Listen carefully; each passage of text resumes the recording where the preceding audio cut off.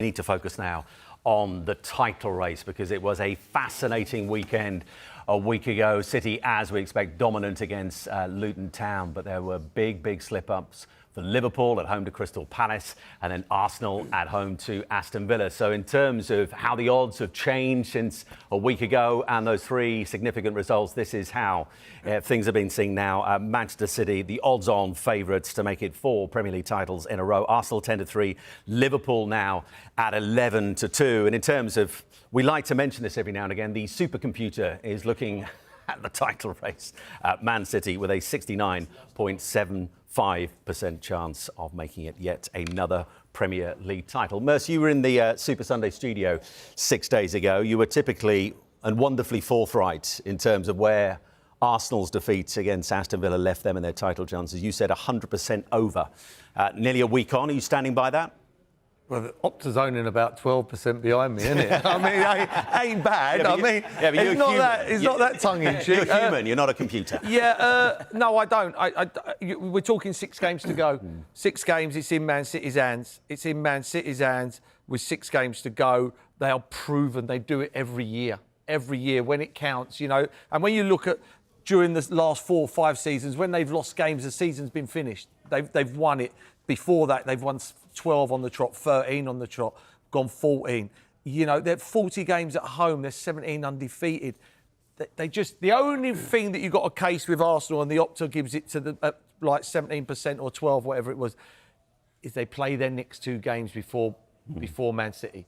And that's massive. Because if they go and beat Wolves and Chelsea, then all of a sudden, Man City have to win their 2 games in hand to go above them. So that's the only advantage, but I just can't. I can't see Man City not winning their next 6 games. I just, you know, and people go, oh, but look what happened at Real Madrid the other night.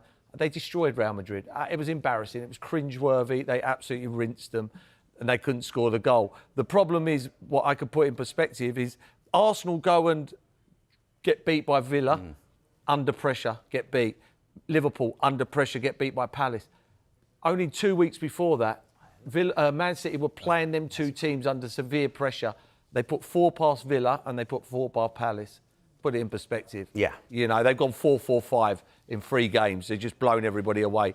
You know, I don't know what everybody thinks on here, but they're just proven.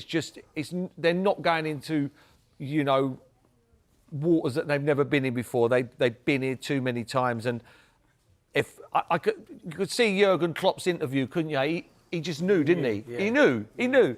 You know, he just went, he knows.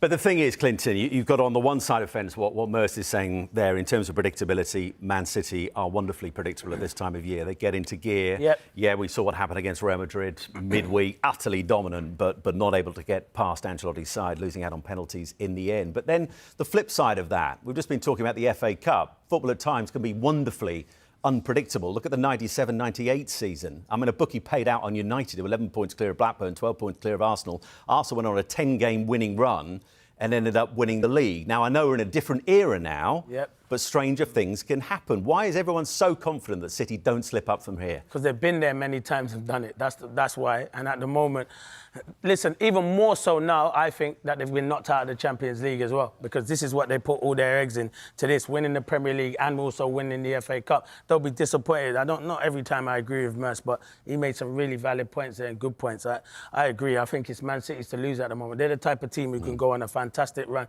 He's right. Arsenal have to play Wolves and Chelsea. All Arsenal can do is do their job. Beat Wolves, beat Chelsea, then throw the pressure back to Man City. Problem is, these Man City players and that manager, they can handle the pressure. They've been there. I've said it all along, even when Arsenal and Liverpool were ahead of them. Man City will win the Premier League because they just time after time, they keep going.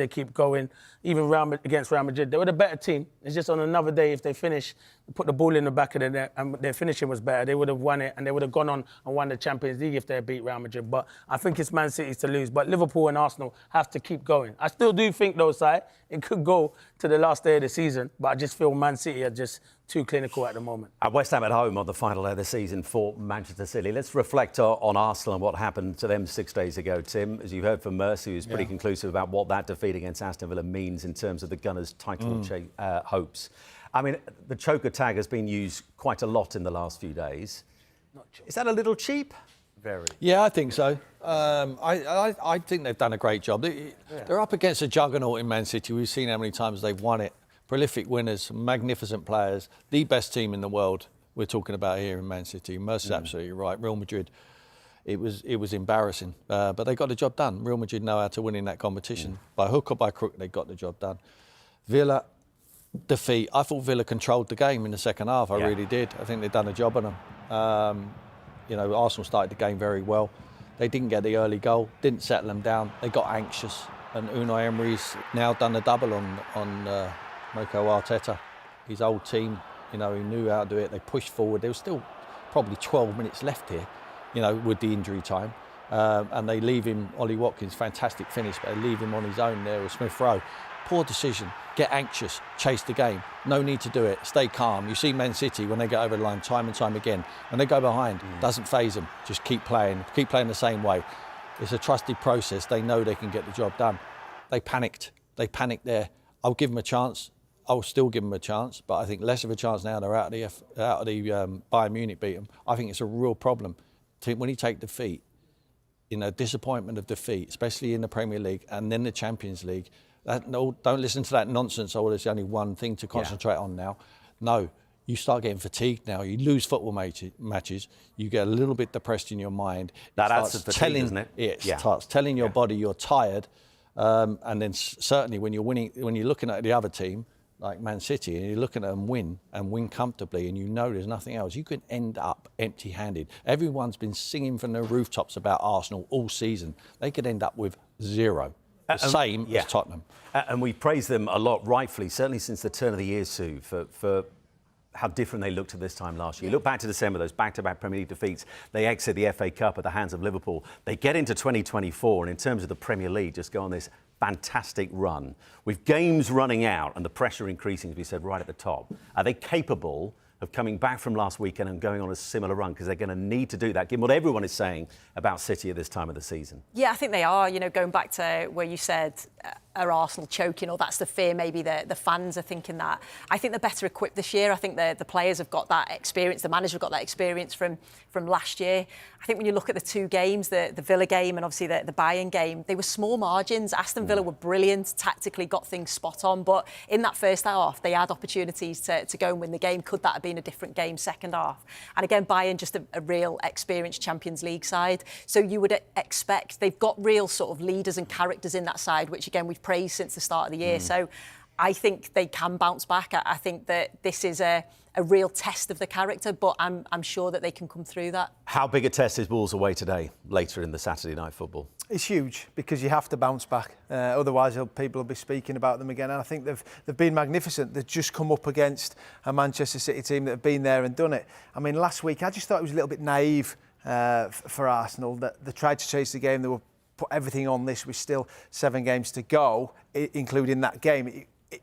You look at the game and go, all right, we get out of here with a 0-0, worst case scenario. I just thought when they went behind and they started chasing the game, they lost the way a little bit. But that's what happens sometimes with pressure. I don't believe they've crumbled or anything like that. Pressure's got to them. It was just a game where Aston Villa can beat you. They beat them at Villa Park and they beat them last week. It's one of those today against Wolves. I don't see it being easy. On the back of the midweek defeat, losing to Bayern, the disappointment, they'll be in the dressing room thinking, wow, we've lost it.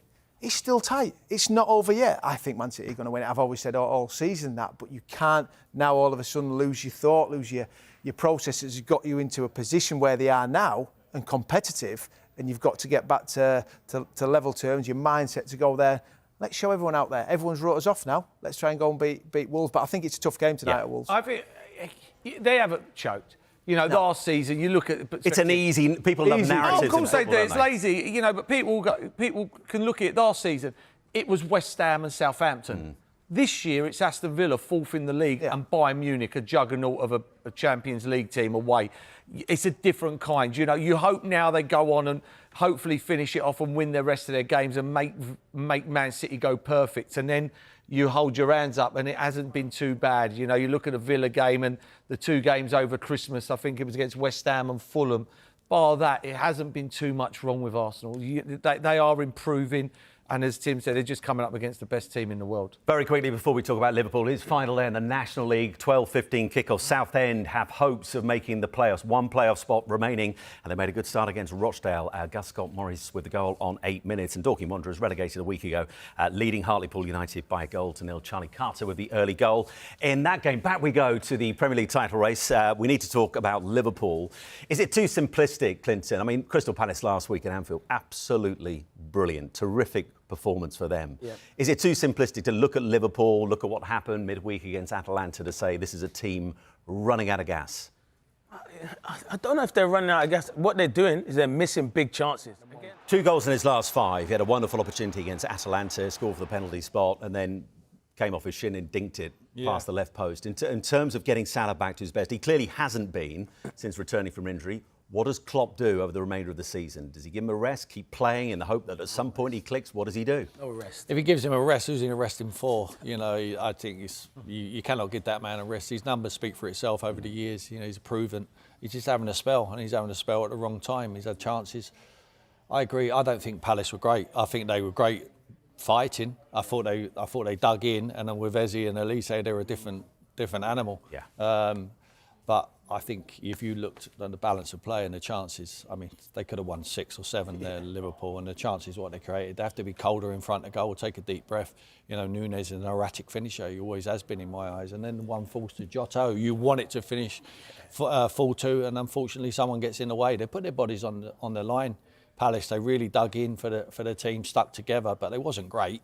And Liverpool should have won that game. It's not like Arsenal where they never created enough chances. They created a Right, final chat on the title race. As we look at the final fixtures, so everyone seems absolutely convinced there's going to be no slip-ups from the champion City between now and the end of the season. If there was going to be a slip-up of those final fixtures for Pep Guardiola's side, where might it be? I still think there's going to be a twist. It's going to be difficult. We know that Manchester City are very capable of going all the way through and not slipping up, but you look at Tottenham away. I think the home games, you pretty much say, well, Manchester City's so strong at home, as are, you know, the other sides. I know Liverpool have had a little dip recently. Again, you look at Nottingham Forest, will be fighting where they are in the league. So you'd probably say those, but I think last week was obviously Manchester City's week, wasn't it, with Arsenal and Liverpool losing. It's just a case of now just going about their business. How are they going to respond to going out the Champions League? Tired legs, tired minds. I think they'll be fine. I think they'll be refocused on now doing the double. I think Pep Guardiola said it's going to be so difficult to do the double treble, almost impossible, I think he said. And it's just shown that it is. Even a team like that, it is so difficult to continue and maintain that. So, yeah, I still think there's going to be another twist to this title race, but it's difficult to say where. It's probably one that we wouldn't even predict.